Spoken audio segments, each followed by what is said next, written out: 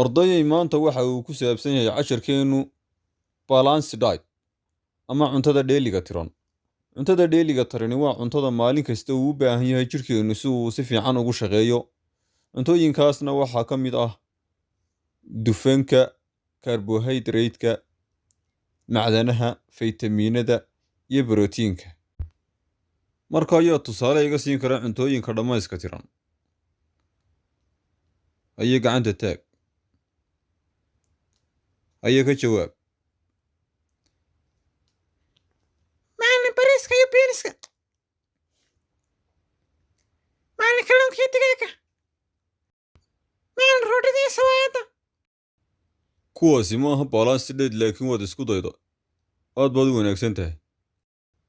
Waryaa madaxa istaagoo noo sheeg dhowr midh. Macallin qamadida iyo harakaaga. Wannagaa muuriya waxaad ka hadlaysid khalad weeye. Macallin kabka iyo maraarka.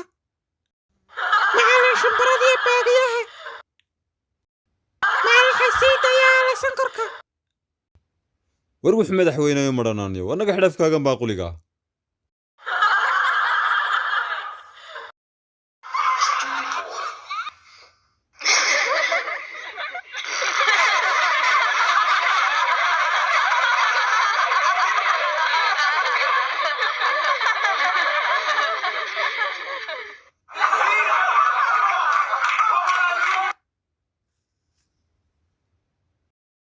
داود فضلا هطات كده شيء وقال سبسكرايب channel لايك كومنت يشيرنا سمع سي وقاعد مقال dadka kale waad mahadsantahay